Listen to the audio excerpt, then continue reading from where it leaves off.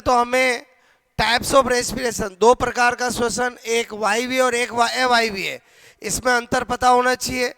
अक्सर यहाँ से क्वेश्चन आ जाता है, तो सबसे पहले वही बता रहा हूँ, aerobic respiration and air aerobic. नाम से पता चल रहा है जो O2 की उपस्थिति में होता है उसे वायवीय श्वसन कहते हैं, जो O2 की अनुपस्थिति में होता है उसे अवायवीय कहते हैं। उसके बाद वायवीय श्वसन में अधिक ऊर्जा उत्पन्न होती है, लगभग 38 ATP, और इसमें कम ऊर्जा उत्पन्न होती है 2 ATP। उसके बाद ये वायवीय श्वसन मुख्यतः माइटोकॉन्ड्रिया में होता है, जबकि अवायवीय मुख्यतः साइटोप्लाज्म कोशिका द्रव्य में होता है। जो वायवीय श्वसन होता है उसका अंतिम उत्पाद CO2 और H2 होता है। ये समीकरण रही आपके सामने। बोलो मेनली हमारा बोलो पहला शरीर में ऊर्जा का जो सबस्ट्रेट होता है वो कार्बोहाइड्रेट होता है, इसीलिए उसका बताया मैंने, वायवीय श्वसन होगा तो CO2 H2O बनेगी। और अवायवीय के अंदर अगर अंतिम उत्पाद पूछा जाए तो प्लांट और एनिमल में अलग होता है। प्लांट में एथिल एल्कोहल और CO2 होता है, जबकि एनिमल में लैक्टिक एसिड होता है। इसीलिए आपको पता होना चाहिए कि हमारे अंदर तो ज़्यादातर वायवीय श्वसन ही होता है, जबकि अवायवीय RBC में होता है, मसल्स में होता है, इंटरनल पैरासाइट में होता है। ओके, तो मसल से आपको पता होना चाहिए कि जब भी हम बहुत ज़्यादा मसल को यूज करते हैं तो लैक ऑफ O2 की वजह से अवायवीय श्वसन होकर लैक्टिक एसिड का जमाव होता है, इसीलिए हमें थकान होती है। और जब हम रिलैक्स हो जाते हैं तो अपने आप लैक्टिक एसिड का वापस ग्लाइकोजन और ग्लूकोज में बदल जाता है, तो आपको वापस रिलैक्सेशन फील हो जाता है। तो यहाँ पर आपको वायवीय और अवायवीय श्वसन में अंतर बताने की कोशिश की है।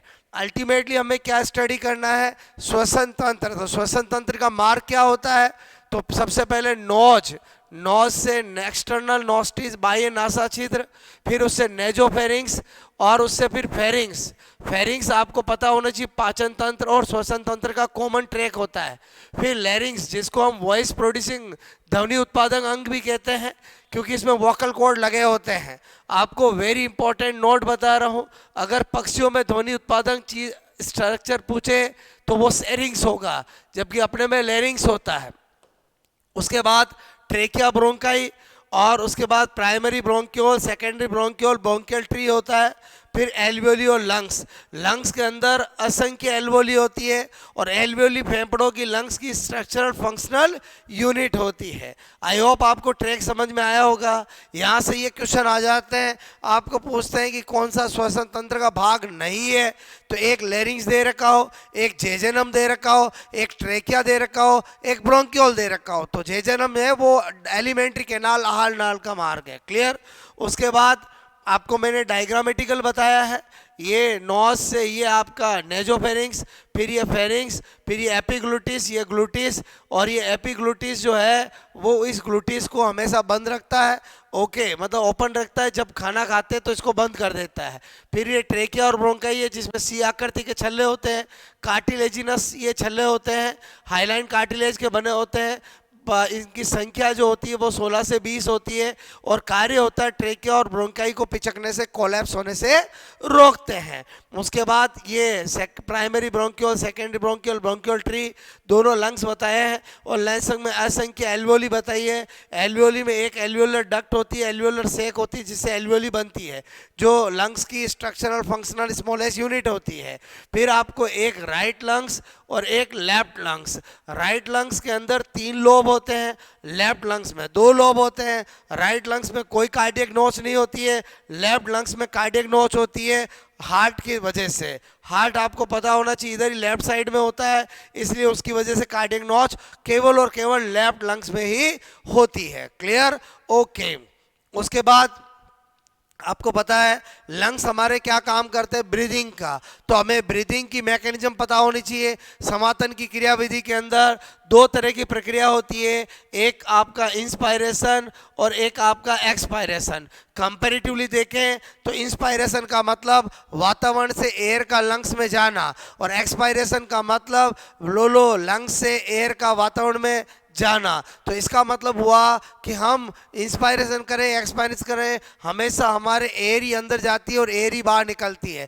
अगर बचपन में आपने पढ़ा कि हम O2 लेते हैं, CO2 छोड़ते हैं, तो वो सरासर गलत है। ऐसा नहीं होता है, हम एयर ही लेते हैं और एयर ही निकालते हैं, क्योंकि एयर बोलो के अंदर O2 CO2 बोलो दोनों होते हैं। हाँ, आपको पता होना चाहिए जो हमारा अंदर एयर लेते हैं उसमें O2 की परसेंटेज ज़्यादा होती है और CO2 की परसेंटेज कम होती है, जबकि जब हम बाहर निकालते हैं उसमें एज कंपेयर टू O2 लेने की तुलना में बाहर निकालते हैं उसमें कम होती है और CO2 ज़्यादा होती है। ये आपको थोड़ा सा पता होना चाहिए कि इंस्पायरेटरी एयर के अंदर बोलो O2 जो है वो 21% होता है और CO2 0.03% होता है, जबकि एक्सपायरेटरी एयर के अंदर O2 16% होता है और CO2 जो आपका होता है CO2 वो 0.3% होता है। यानी लगभग 10 गुना ज़्यादा हम क्या करते हैं बोलो CO2 निकालते हैं। क्लियर?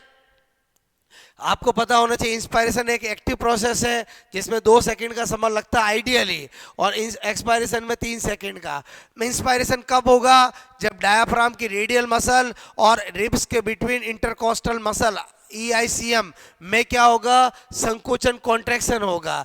और एक्सपायरेशन इसी का उल्टा जब रिलैक्सेशन होगा। एक्चुअली होता क्या है, डायाफ्राम डोम शेप होता है, जब इसकी रेडियल मसल के अंदर क्या होता है?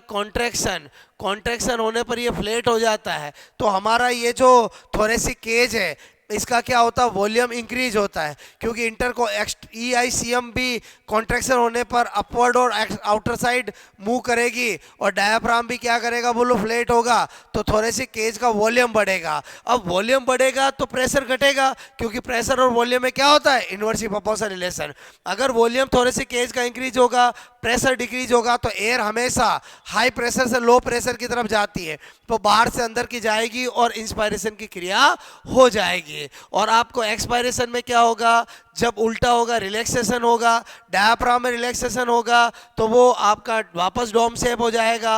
और EICM एक्सटर्नल इंटरकोस्टल मसल के अंदर कॉन्ट्रैक्शन रिलैक्सेशन होगा तो वो इनसाइड और डाउनवर्ड जाएगी, तो थोरेसिक केज का वॉल्यूम डिक्रीज हो जाएगा। वॉल्यूम डिक्रीज होते ही प्रेशर इंक्रीज हो जाएगा, क्योंकि प्रेशर और वॉल्यूम क्या होते हैं? एक दूसरे के इन्वर्सली प्रोपोर्शनल। क्लियर? और अगर प्रेशर अंदर बढ़ जाएगा तो एयर बाहर चली जाएगी, क्योंकि एयर हमेशा हाई प्रेशर से लो प्रेशर की तरफ जाती है। तो क्या पता चला दोस्तों? ये समातन की प्रक्रिया टोटली फिजिकल प्रोसेस बोलो आपसे मैं कह रहा हूँ भौतिक क्रिया से हम इसको समझा सकते हैं।